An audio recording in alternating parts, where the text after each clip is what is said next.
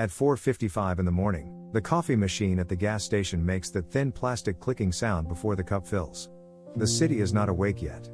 The pumps are glowing under white lights. Your jacket still smells like dust, metal, damp cotton, and the inside of a truck cab. And somehow, that small cup tastes like two things at once. Why can gas station coffee feel like hope and tiredness in the same sip? This is not really about coffee. It is about the strange little moments when your body is worn down, but some quiet part of you still reaches for tomorrow. Gas station coffee can become a small sign that you are still moving, even when the night has taken more from you than anyone will see. It is cheap, hot, bitter, and ordinary.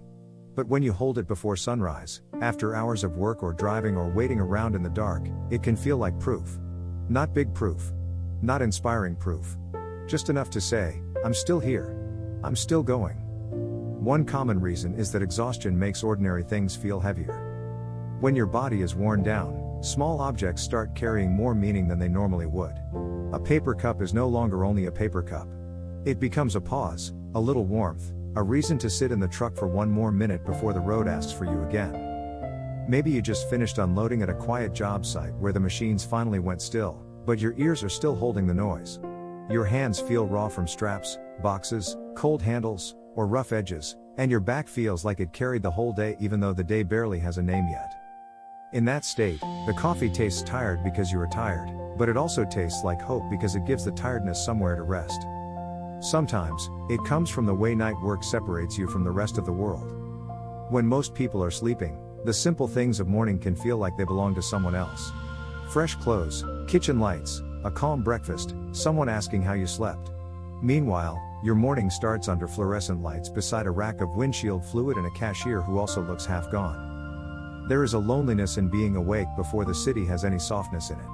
You see the roads before the traffic, the stores before they open, the sky before it becomes blue, and for a few minutes it can feel like life is happening behind a locked door.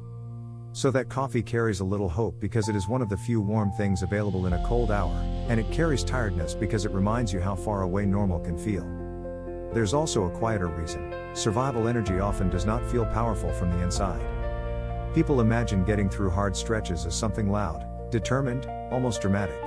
But in real life, it can look very plain. It looks like wiping dust off your sleeve, counting change at the counter, nodding to the cashier, and standing still because standing still feels safer than thinking too much. The night driver does not always feel strong while doing this.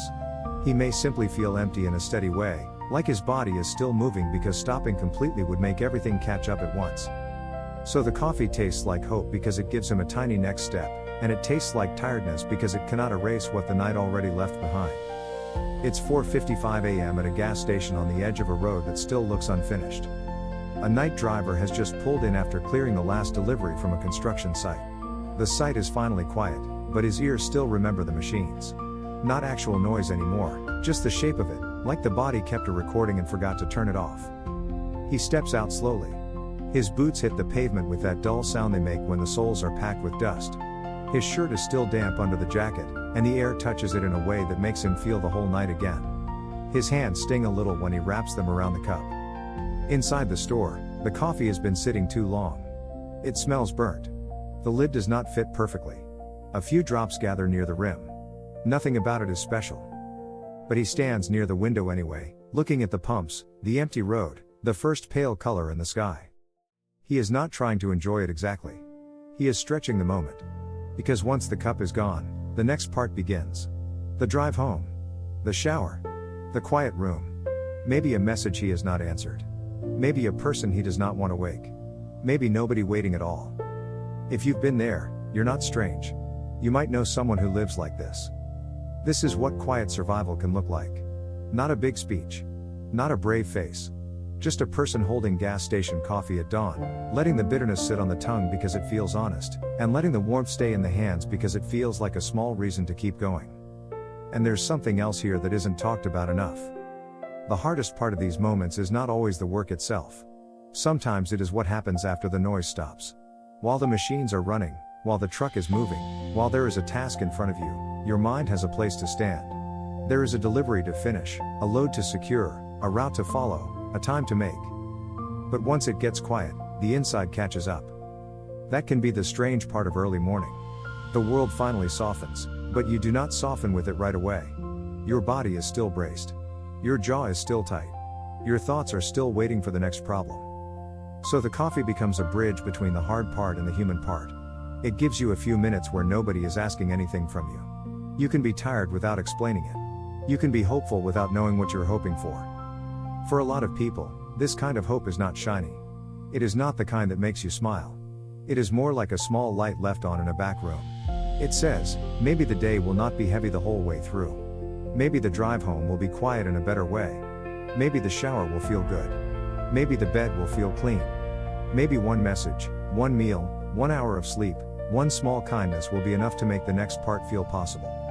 And the tiredness is there too, because hope does not cancel out the body. A hot cup can warm your hands, but it cannot make your back light. It can give you a reason to pause, but it cannot give back the hours. It can make the morning feel a little less empty, but it does not pretend the night was easy. That is why the taste is mixed. Bitter and warm. Cheap and comforting. Burnt and familiar. It meets you exactly where you are, not falling apart, not fully okay, just somewhere in the plain middle. It can help to let the cup be what it is. Not a symbol you force into something bigger. Not proof that everything is fine. Just a small, real pause at an hour when your body is still carrying too much. You might notice the warmth first. The lid against your mouth. The smell that is not good, but still familiar. The way your hands slowly stop clenching around the cup. One breath before the next drive. 1 minute before the phone comes back on. One small moment where the day has not asked its next question yet. That kind of noticing does not make the tiredness vanish. It can simply give your mind something steady to lean on. There may also be a quiet kindness in naming the truth without making it dramatic. Something like, this tastes like I made it through the night. Or, I'm more worn out than I wanted to be. Or, part of me still wants the morning to be gentle. Nothing fancy. Nothing for anyone else to hear. A line like that can separate the facts from the fog. The fact is, you are standing there with coffee in your hand. The fact is, the work is done for now. The fact is, your body is asking for rest. The fog is the feeling that you are alone in it forever. Sometimes naming the moment puts a little space between you and the weight of it. And maybe that is why gas station coffee has such a strange place in people's memory.